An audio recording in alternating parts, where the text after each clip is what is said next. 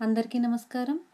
ఈరోజు మనం సుధామూర్తి గారు రచించిన అమ్మమ్మ చదువు అనే పుస్తకంలోని రష్యాలో వివాహం అనే కథ గురించి తెలుసుకుందాం. ప్రతి వ్యక్తి జీవితంలోనూ ముఖ్య ఘట్టం వివాహం. ఇండియాలో వివాహాలు చాలా ఆర్భాటంగా జరుపుతారు. మన సినిమాల్లో చాలా కథలు వివాహం చుట్టే తిరుగుతాయి. ఒక వివాహం కోసం ఎన్నో యుద్ధాలు జరిగాయి. చరిత్ర చెబుతున్నది. వీటి కోసం మన వాళ్ళు విపరీతంగా శ్రమిస్తారు, డబ్బు ఖర్చు చేస్తారు. పాత రోజుల్లో అయితే వివాహ తంతు వారం దాకా జరిగేది. తరువాత 3 రోజులకు కుదించారు. తరువాత 2 రోజులు, ఇప్పుడు 1 రోజు. పెళ్లి ఖర్చులకు ఒక వ్యక్తి జీవితకాలంలో దాచుకున్నదంతా సరిపోతుంది.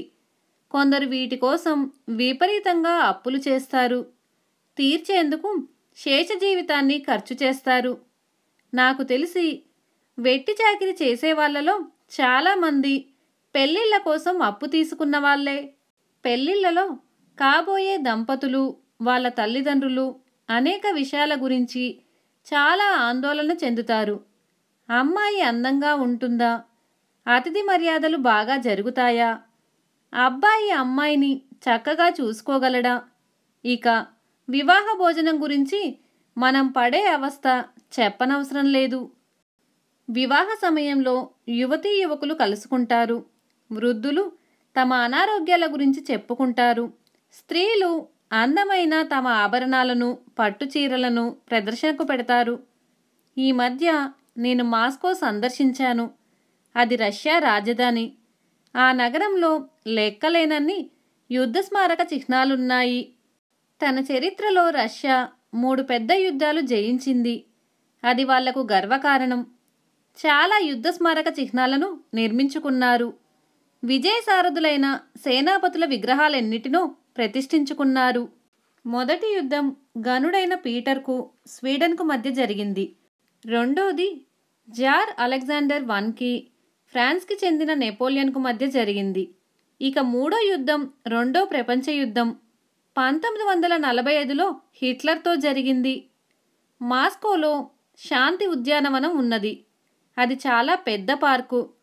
ఉద్యానవనం మధ్యలో ఒక అతిపెద్ద స్మారక చిహ్నం ఉంది. అక్కడో పెద్ద స్తంభం ఉంది. దానిమీద రష్యా పోరాడిన యుద్ధాలు, స్థలాలు, తేదీలతో సహా ఉన్నాయి. పార్క్ నిండా చాలా అందమైన ఫౌంటైన్లున్నాయి. వేసవిలో వికసించిన రంగురంగుల పుష్పాలు కనువిందు చేస్తాయి. రాత్రుల్లో దీపాల అలంకరణ ప్రతి రష్యా పౌరుడికి గర్వకారణమది. పర్యాటకులు శాంతి ఉద్యానవనాన్ని తప్పనిసరిగా సందర్శిస్తూ ఉంటారు. ఒక ఆదివారం నాడు నేను ఆ పార్కుకు వెళ్ళాను. వేసవికాలమైన సన్నని తుంపర పడుతున్నది. చలిగా ఉంది. ఒక గొడుగు కింద నించొని ఆనందంగా సౌందర్యాస్వాదన చేస్తున్నాను. నా చూపులు అప్రయత్నంగా ఓ జంట మీదికి ప్రసరించాయి. అప్పుడే పెళ్లి చేసుకున్నట్లున్నారు. అమ్మాయి 20ల మధ్యలో ఉన్నది. సన్నగా ఉంది.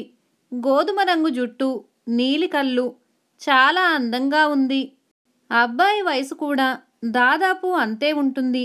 చూడచక్కగా ఉన్నాడు. సైనిక దుస్తులు వేసుకున్నాడు. అమ్మాయి తెల్లని సాటిన్ గౌను వేసుకున్నది. గౌనును ముత్యాలతోనూ చిన్న చిన్న దారాల కుట్లతోనూ అలంకరించారు. చాలా పొడుగ్గా ఉంది. గౌను నేల మీద జీరాడకుండా 2 అమ్మాయిలు ఎత్తి పట్టుకొని పెళ్లి కూతురు వెనక ఉన్నారు. ఒక యువకుడు వానలో తడవకుండా గొడుగు పట్టుకున్నాడు. అమ్మాయి చేతిలో పూలగుత్తి ఉంది. వధూవరులు చేతులు పెనవేసుకొని నుంచున్నారు.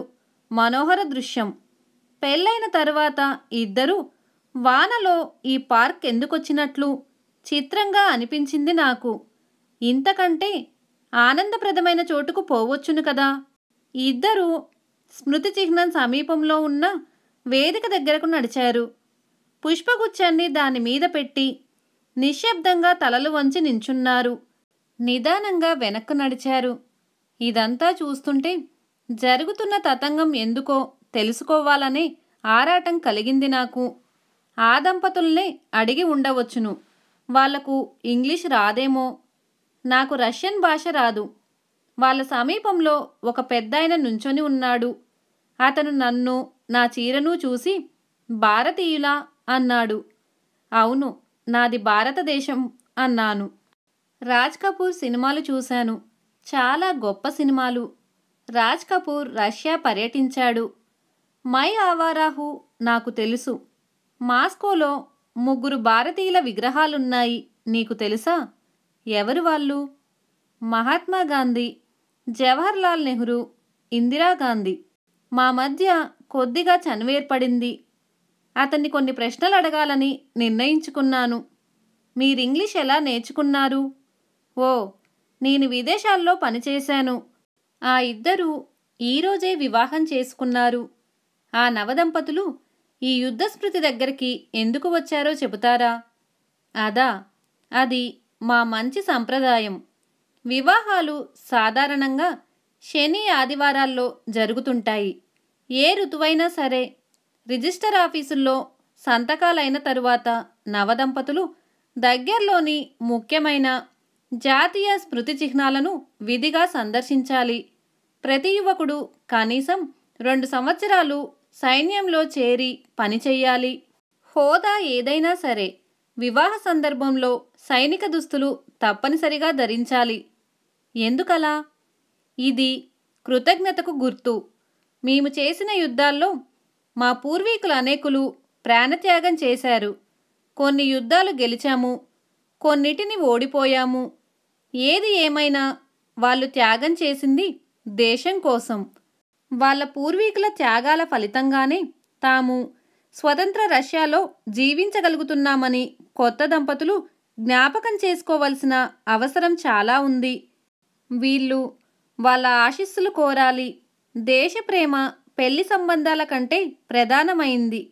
మాస్కోలో, సెయింట్ పీటర్స్బర్గ్, ఆ మాటకొస్తే రష్యాలో ఎక్కడైనా సరే పెద్దవాళ్ళం ఈ సంప్రదాయం కొనసాగించాల్సిందేనని పట్టుబడతాము.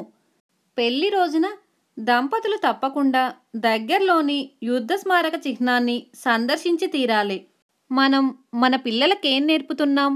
నన్ను ఆలోచింపజేసిందది. మన పిల్లలకు మనం 1857 స్వాతంత్ర సంగ్రామం గురించి చెబుతున్నామా? 1942 క్విట్ ఇండియా ఉద్యమం గురించి చెబుతున్నామా? నూతన దంపతులకు అండమాన్ సెల్యులార్ చెరసాలను సందర్శించమని చెబుతున్నామా? అక్కడ వేల మంది దేశభక్తులు ఒంటరిగా కష్టాలను అనుభవించారు.